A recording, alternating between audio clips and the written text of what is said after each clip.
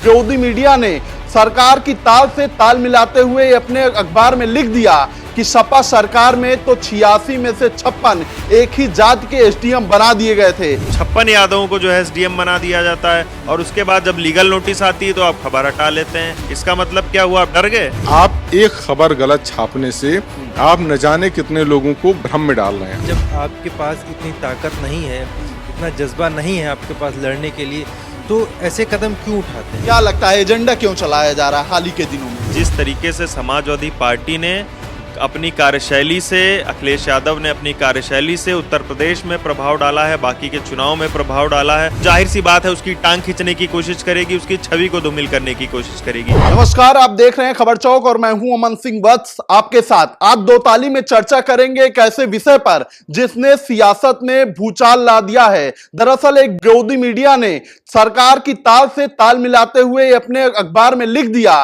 कि सपा सरकार में तो 86 में से 56 एक ही जात के एसडीएम बना दिए गए थे। वहीं भाजपा सरकार में पारदर्शिता आई है, तस्वीरें साफ हो चुके हैं और इसके बाद जब सपाइयों ने इसको लेकर मोर्चा खोला तो उस खबर को हटा दिया गया। लेकिन इस पूरे मामले पर हमारे पत्रकारों की क्या ताल है, यह आज हम आपको इस वीडियो में दिखाएंगे। जिस तरीके से एक टिप्पणी की गई समाजवादी पार्टी को लेकर एक गोदी मीडिया की तरफ से, किस तरीके से आप उसे देखते हैं?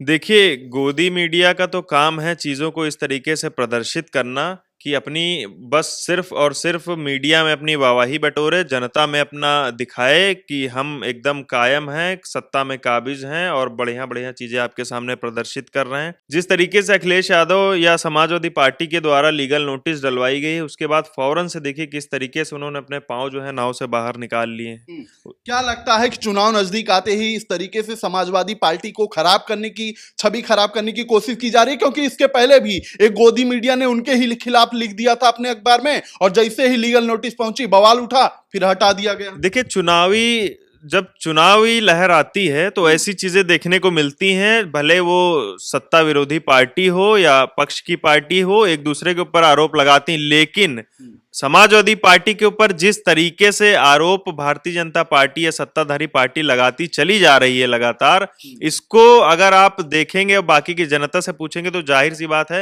वो गलत ही ठहराएगी, गलत ही कहेगी कि जिस तरीके से बयान दे दिया जाता है कि समाजवादी पार्टी से जो है लिंक जुड़े हुए हैं कफ सिरप वाले लोगों के समाजवादी पार्टी से, और आप बता देते हैं कि समाजवादी पार्टी सरकार में जो है यादवों को जो है 56 यादवों को जो है एसडीएम बना दिया जाता है और उसके बाद जब लीगल नोटिस आती है तो आप खबर हटा लेते हैं। इसका मतलब क्या हुआ, आप डर गए? बिल्कुल, अगर खबर झूठी है तो इस तरीके की खबरें क्यों छप जाती हैं? पहले एक लोग बैक हो गए, अब फिर एक बैक हो गए।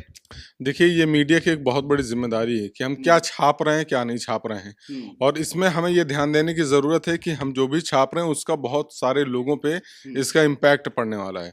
तो अगर आप देश के एक प्रतिष्ठित संस्थान हैं और आप ऐसी खबरें चला रहे हैं तो जो पाठक वर्ग है वो ये मान के चलता है कि आप जो खबर छाप रहे हैं वो बिल्कुल सत्य है, बिल्कुल सत्यापित है, उसमें उसको कोई संदेह नहीं होता। खासकर जब कोई बड़ा मीडिया संस्थान इसे खबरी चलाता है। आजकल के जो सोशल मीडिया पे वीडियोज वायरल होते हैं उसमें भले ही लोग भ्रम में फंस जाएं, लेकिन कोई बड़ा प्रतिष्ठित संस्थान है और ऐसी खबरें चला रहा है तो ये मान के चलता है कि वो सही होगी। यानी कि आप एक खबर गलत छापने से आप न जाने कितने लोगों को भ्रम में डाल रहे हैं, आप एकदम बरगला रहे हैं, आप लोगों का ब्रेन वॉश कर रहे हैं इस तरीके से। तो लोगों का इससे माइंडसेट तय होता है। लोग खबर पढ़ने के बाद अपना माइंडसेट तय करते हैं कि क्या वाकई में ऐसा हो रहा है, और ऐसा हो रहा है तो उनका माइंडसेट तय होता है कि ये तो गलत हो रहा है। तो आप एक तरीके से एक गलत एजेंडा चला रहे हैं। तो मीडिया को ऐसे एजेंडों से बचना चाहिए और खबरों को बहुत ही सत्यापित तरीके से प्रेषित करना। लगातार हाल ही के दिनों में देखा गया है कि अखिलेश यादव खासकर समाजवादी पार्टी को टारगेट किया जा रहा है। क्या वजह मानते हैं आप? अब देखिए, क्या वजह है इसकी ये तो मुझे नहीं पता, लेकिन जिस तरीके से इसके पहले भी आरोप लगते रहे, ऐसा नहीं कि पहली बार आरोप लगा है, लेकिन आरोप के पीछे डेटा क्या है ये हमें देखना पड़ेगा। आप देखिए, सपा गवर्नमेंट में एक पुलिस भर्ती हुई, उस पुलिस भर्ती में ये आरोप लगा कि इटावा और जो आसपास के क्षेत्र के लोग हैं उसमें यादवों को बहुत ज्यादा उसमें भर्ती हुई। लेकिन हमें ये भी समझना होगा कि जो लोग भर्ती प्रक्रिया से गुजरे तो उस भर्ती प्रक्रिया में एक आरक्षण वर्ग भी होता है। जिन लोगों को आरक्षण मिला वो नियमों के अनुसार मिला होगा। जो लोगों ने पास परीक्षा की वो नियमानुसार परीक्षा पास की होगी, तो उसमें अगर कोई एक वर्ग विशेष ज्यादा बढ़ जाता है तो ये आरोप लगा देना कि उसको भर्ती करवाया गया है, तो ये प्रक्रिया ही मतलब अपने आप में धांधली हो जाती यही चीज इस खबर में भी कहा गया कि 86 में से 56 एक ही जात के हो गए, जबकि जब सच्चाई निकल के आई तो बता दिए खबर झूठी थी, भ्रामक थी और हटा दिए। निश्चित रूप से उनको खबरों को पहले जांचना चाहिए ना, कि हम अगर बता रहे हैं कि 86 में 56 एक जात के लोग हैं, तो ये खबर की पुष्टि कौन कर रहा है? क्या कोई सरकारी आंकड़ा है जो इसकी पुष्टि कर रहा है? कोई सरकारी आंकड़ा होगा तभी तो खबर को छापेंगे।